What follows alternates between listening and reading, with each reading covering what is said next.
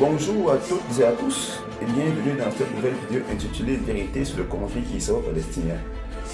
Dans cette vidéo, nous allons d'abord expliquer le mot Palestine, donc on va voir ses origines.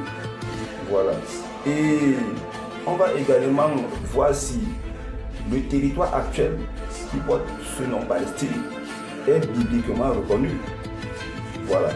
Donc, cette vidéo, je pense, va apporter plus d'éclaircissement dans ce conflit et je dirais même que il va apporter la solution à ce conflit. Donc, nous allons apporter beaucoup d'éléments historiques reconnus sur ce qu'on appelle aujourd'hui Palestine.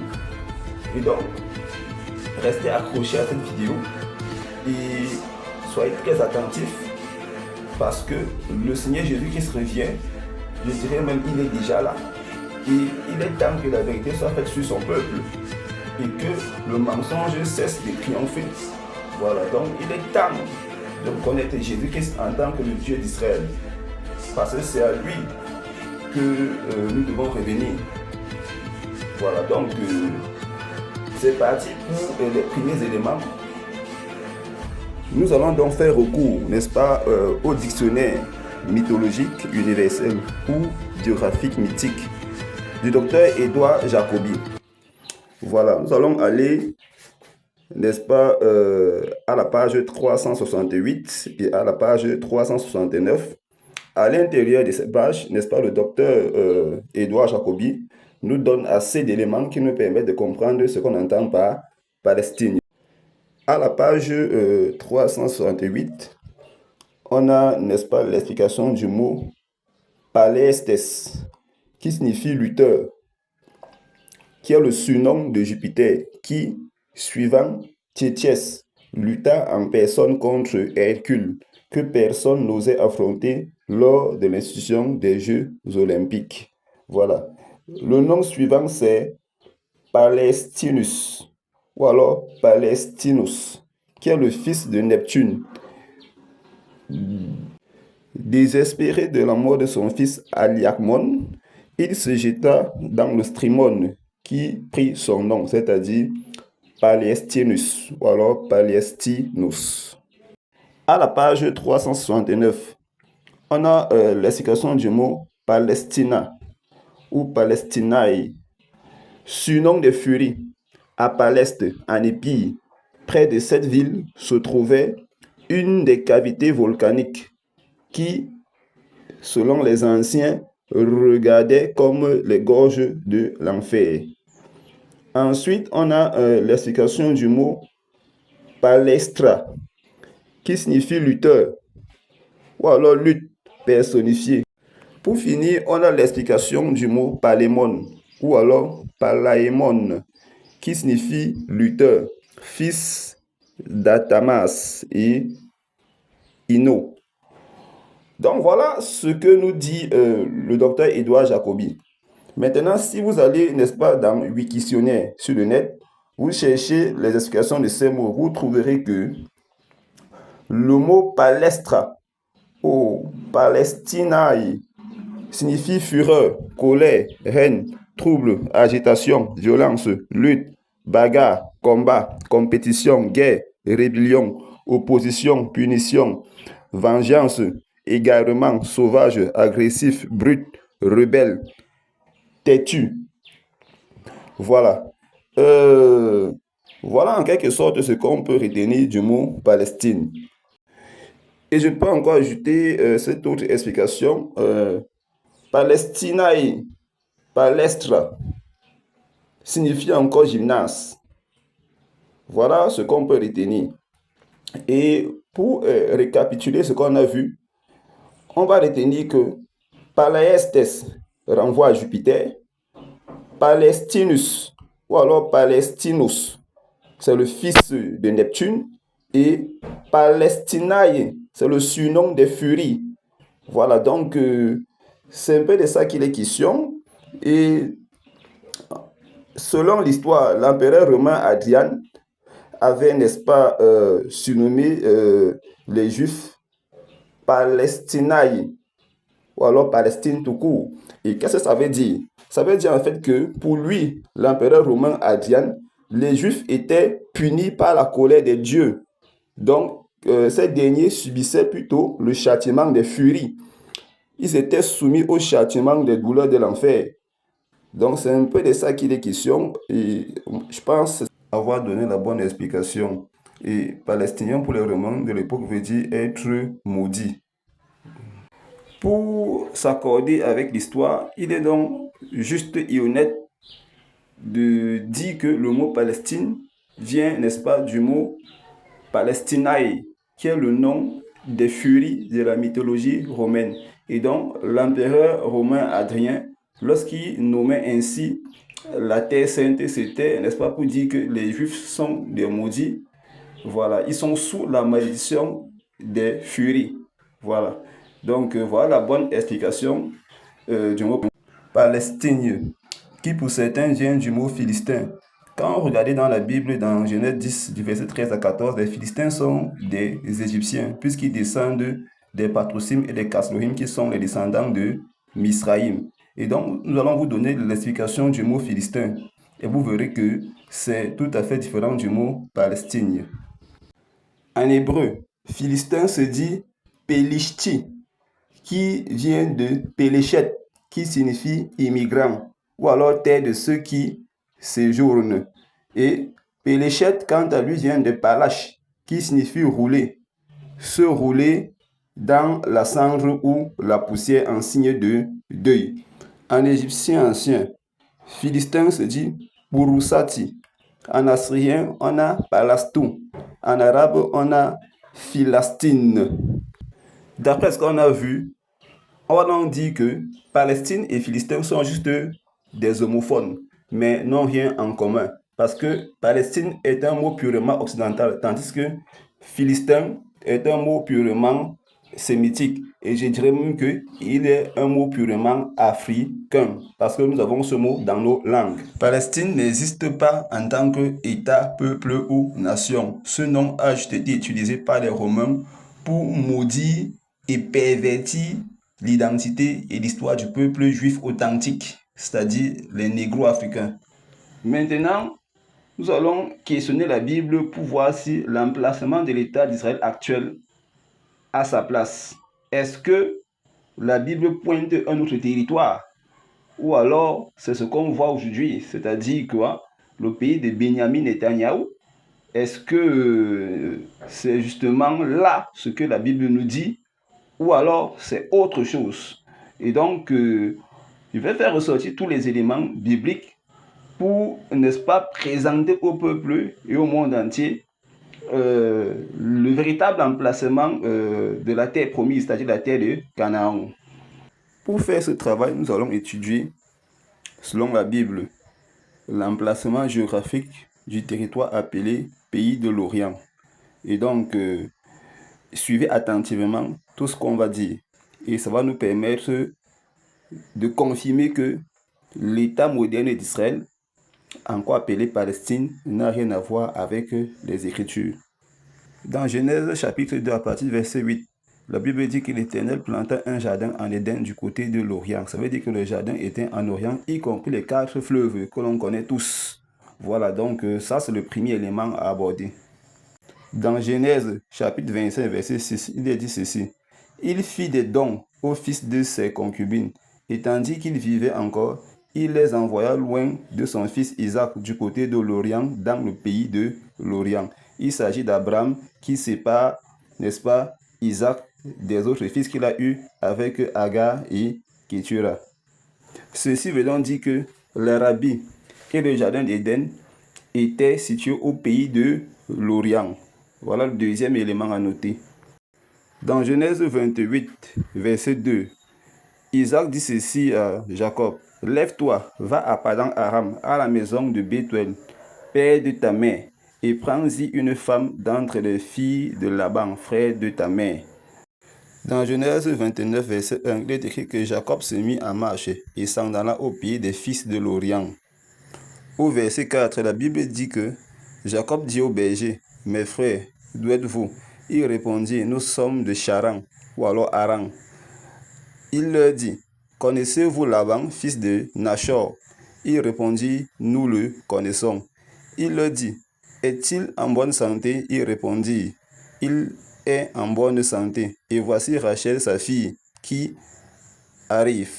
Si on revient dans Genèse 28 au verset 5, il est dit que et Isaac fit partir Jacob, qui s'en alla à Padan Aram auprès de Laban, fils de Bethuel, l'araméen, frère de Rebecca, mère de Jacob et d'Ésaü. Ça veut donc dire que quoi? Les Araméens, les Arabes et le jardin d'Éden étaient tous situés au pays de l'Orient. Pour confirmer cela, allons dans Jérémie 49, verset 28, il est écrit sur Kédar et les royaumes de Hatzor, que bâtit Nebuchadnezzar, roi de Babylone. Ainsi parle l'Éternel. Levez-vous, montez contre Kédar et détruisez les fils de l'Orient. Ici, Kédar est une tribu arabe. Kédar, c'était un fils d'Ismaël. Et c'est de là que descend Mohammed. On continue avec Nombre 23, verset 7, il est écrit. Balaam prononça son oracle et dit, Balak m'a fait descendre d'Aram, le roi de Moab m'a fait descendre des montagnes de l'Orient.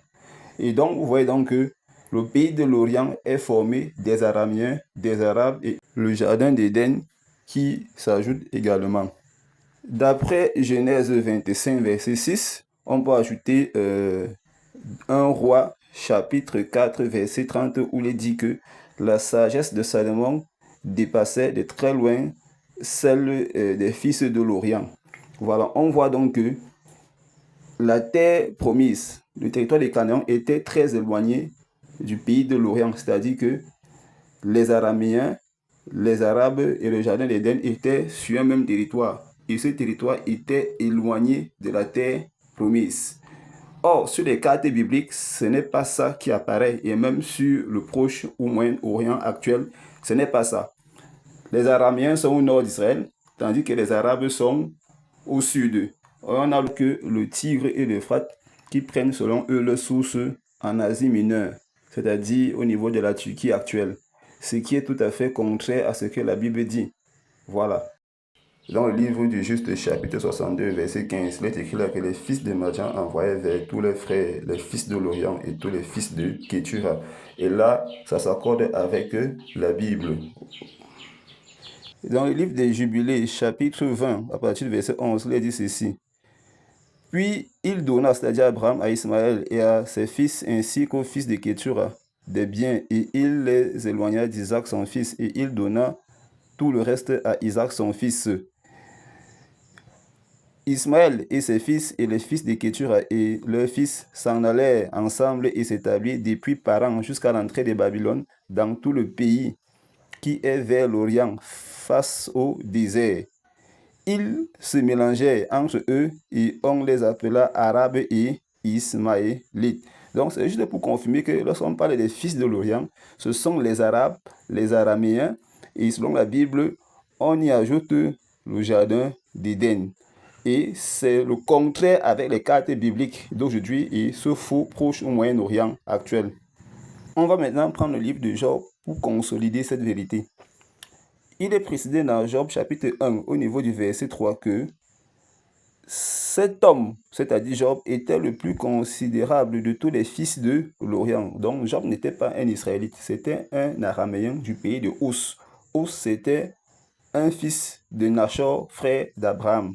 Voilà. C'est donc le premier point à noter dans cette partie-ci. Quand on continue au verset 15 du chapitre 1, vous voyez que quand Job a commencé à être frappé, on parle ici des Sabéens. Voilà, il est dit, des Sabéens se sont jetés dessus, les ont enlevés et ont passé les serviteurs au fil de l'épée. Je peux m'arrêter là. On continue au verset 17. Il parlait encore, lorsqu'un autre vint et dit, des Chaldéens formés en 3 bandes se sont jetés sur les troupeaux. Donc vous voyez ici que l'entourage des fils de l'Orient était composé des Chaldéens, des Sabéens et des Babyloniens. Voilà, donc ça confirme que le territoire ou alors le pays de l'Orient était éloigné du territoire d'Israël, puisque le voisinage n'est plus la même chose. Je pense que tout est clair à ce niveau. On va continuer la confirmation avec cet autre passage. Selon le livre des Jubilés, chapitre 20, verset 13 et verset 12 également, si on remonte plus haut, il est dit que les Arabes étaient installés depuis Paran jusqu'à l'entrée de Babylone. Et ceci s'accorde avec le livre de 2 Chroniques, chapitre 21, verset 16, où il est écrit « L'Éternel excita contre Joram l'esprit des Philistins et des Arabes qui sont dans le voisinage des Éthiopiens. » Genèse chapitre 21, verset 21 nous fait comprendre que Ismaël habita dans le désert de Paran et sa mère lui prit une femme du pays d'Égypte, ce qui s'accorde avec le livre des Jubilés, chapitre 20, verset 13. On va donc retenir que la Palestine actuelle, ça n'existe pas, ça n'a même jamais existé, puisque en tant qu'État, nation, peuple, ça n'a jamais existé. L'État moderne d'Israël n'a jamais existé. C'est un territoire fictif qui a été inventé, n'est-ce pas, pour préparer une troisième guerre mondiale. What is the goal of the Masonic Lodge over Jerusalem and the Jews, the high-level Masonic Jews who run much of this world? What is their goal? Well, Albert Pike in 1871 wrote a letter to Giuseppe Mazzini. Pike wrote a letter to Mazzini, his Italian and European counterpart, and Mason and Illuminist. And he said, our goal is a series of 3 great wars, world wars. 2 will be fought in Europe. The 3rd and final war will be fought over the Middle East. And he said this final war will include a conflict between the 3 primary religions on earth. The Islamic religion, the Christian religion, the Jewish religion. And these 3 religions will battle each other for superiority and will destroy each other in a horrible apocalyptic cataclysm. At the same time, here is a group that purchased advertising. In fact, this is a full-page ad in the Jerusalem Report magazine. This is a non-profit foundation that calls itself Israeli Capital of One Government for One World. Interestingly enough, it's headquartered out of Asbury Park, New Jersey. It's an invitation to all prominent members of the Jewish community around the world. What do they wish to do? To create the Israeli capital of our government for one world. This foundation is headed by a Jewish man named Misha Feldman. Misha Feldman. Vous voyez donc que ce soit la Palestine, que ce soit l'État d'Israël, que ce soit le Proche, le Moyen-Orient, tout ça c'est faux selon la Bible et les livres apocryphes. Donc je pense que tout est clair. Et vous voyez ces cartes ici, vous voyez que l'Arabie est au sud et le pays des Araméens ou encore la Syrie est au nord, ce qui concrétise déjà la Bible, vu que l'entourage n'y est pas. Les Babyloniens, les Couchites, les Sabéens, les Philistins, tout ça, c'est de la pure manipulation quand on voit leur manière de faire. Voilà, ça montre clairement que ce sont des antéchrists. Et même ce projet du grand Israël, ça veut tout simplement dire que toute la terre de Canaan n'avait pas été conquise par Josué et que toutes les tribus n'avaient pas eu leur héritage. Donc, eux-mêmes se mettent le doigt à l'œil avec leur projet maçonnique. Et ça veut encore dire que quoi? Que la terre telle qu'elle fut partagée par Dieu est incorrecte parce que le domaine sur lequel s'étend ce grand Israël empiète sur le domaine des Moabites et des Ammonites et ainsi que des Édomites.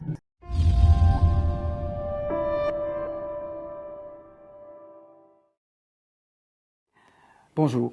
Aujourd'hui, nous allons faire la connaissance, au cours de cette 6e rencontre, d'un personnage important, extraordinaire, déjà à l'époque, mais même dans son héritage politique, c'est Vladimir Zeev Jabotinsky. On le connaît parce que c'est lui qui va fonder le mouvement dit révisionniste, et je vais expliquer pourquoi c'est un révisionnisme par rapport au sionisme traditionnel ou dominant ou dogmatique comme il le concevait. Il va fonder également le mouvement de jeunesse du Bétar. Et donc, il est à l'origine de l'Irgun, que dirigera Menachem Begin, du parti du Kherout, que fondera, après la création de l'État d'Israël, Menachem Begin, et du Likoud aujourd'hui. Donc, c'est dire l'importance historique de la personne, qui reste d'ailleurs encore toujours célébrée au sein de son parti, dans les instants, dans les congrès du Likoud. Vous avez le portrait de Herzl d'un côté, de Jabotinsky de l'autre. C'est dire que c'est pas simplement une figure historique, mais c'est une figure qui a encore, d'une certaine manière, quelque chose à dire de l'État d'Israël et de la société israélienne. Alors, je dirais également que Jabotinsky, c'est certainement le plus grand esthète et le plus grand prosateur de l'idéologie sioniste. Il l'écrit remarquablement bien. Je pense que s'il n'avait été happé par la cause sioniste, ça aurait été un écrivain, ça aurait été un romancier. Il en a publié d'ailleurs 2 romans. Il a été un traducteur. Des poèmes de Edgar Allan Poe ont été traduits par Jabotinsky et beaucoup d'autres. Donc c'est un fin lettré. Il est né en 1880 à Odessa. Il va faire partie de cette richesse, de la richesse de la jeunesse juive dans cette partie de la Russie, donc tout au sud. Et encore une fois, il est un des brillants rhétoriciens. J'avais pu l'entendre, mais on prétend qu'il était capable de galvaniser les foules. Alors, pourquoi ? Eh bien, parce que je dirais qu'il est non seulement un excellent prosateur, mais il a une vision très sûre et très claire de ce que doit être le sionisme. Alors, il est très favorable au sionisme d'Herzl, il va prôner l'État juif, il va arriver en Palestine, mais très vite, avec l'établissement du mandat britannique, il va avoir maille à partie avec les Britanniques, alors même que initialement, il avait été un des plus grands avocats durant la Première Guerre mondiale de l'alliance avec les Britanniques. En cela, il le partageait avec Weizmann. N'oubliez pas, pendant la Première Guerre mondiale, le mouvement sioniste est neutre. Il dit il y a des Juifs qui sont dans toutes les armées, donc on ne va pas dire qu'on est pour les Français et les Britanniques ou pour les Allemands et les Austro-Hongrois. Et c'est et Jabotinsky et Weizmann de son côté qui vont dire non, il faut se mettre du côté des Britanniques parce qu'à la fin de la guerre, ce sont les Alliés qui vont l'emporter et si on veut obtenir quelque chose, si la cause sioniste doit gagner quelque chose à cette guerre, il faut déjà se placer du bon côté. Et il va fonder la Légion juive, donc des formations, des troupes juives et sionistes au service de Sa Majesté, donc en 1914 et 1915. Mais je ne dirais pas que c'est là la plus grande contribution, la plus importante, mais c'est donc dans les années 20 qu'il va mettre en place, qu'il va établir ce qu'il appelle le sionisme révisionniste. Donc révisionniste au sens où il veut réviser les principes fondamentaux sur lesquels le sionisme s'est établi. Et je voudrais peut-être ici décliner les différents aspects de son révisionnisme. Le premier, peut-être le plus significatif,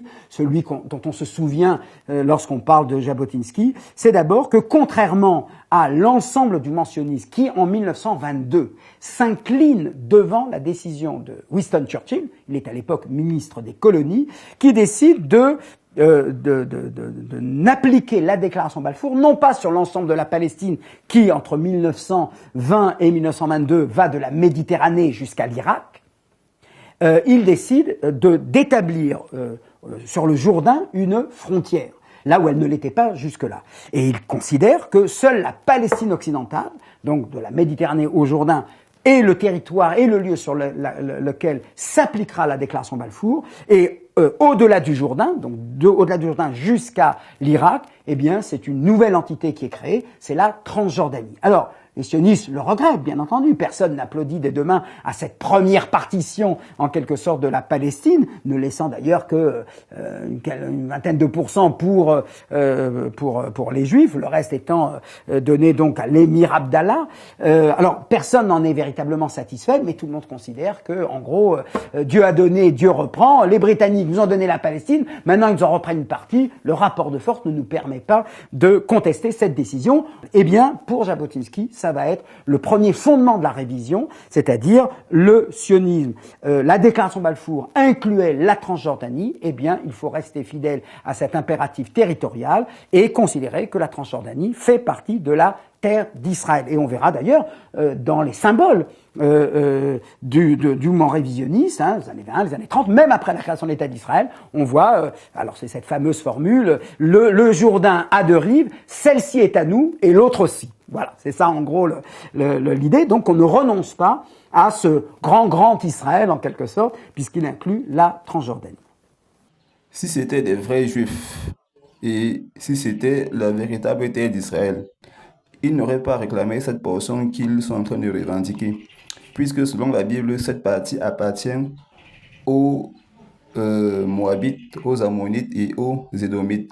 Voilà quelques versets bibliques dans Deutéronome chapitre 2. Donc vous voyez que là, nous sommes en face d'une grosse arnaque. Ce sont des bandits et des manipulateurs qui ne cherchent qu'à établir un nouvel ordre mondial. Je pense que vous avez compris ce qui se passe.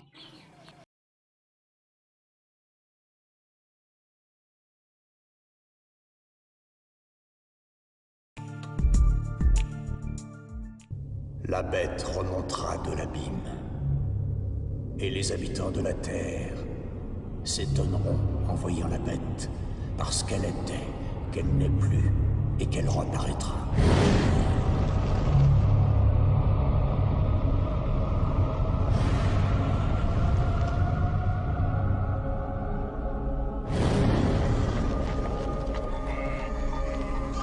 Pendant 5000 ans, j'ai lutté pour être entendu sur cette terre, mais seuls quelques-uns m'ont écouté.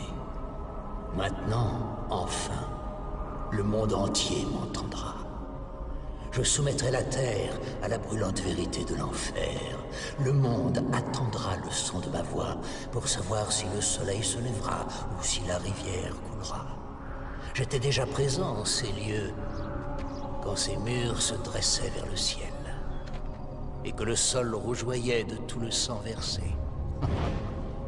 Tant de fleurs se sont épanouies depuis. Le bruit par le sang de tes ennemis. J'étais là quand les Égyptiens chassèrent les Cananéens.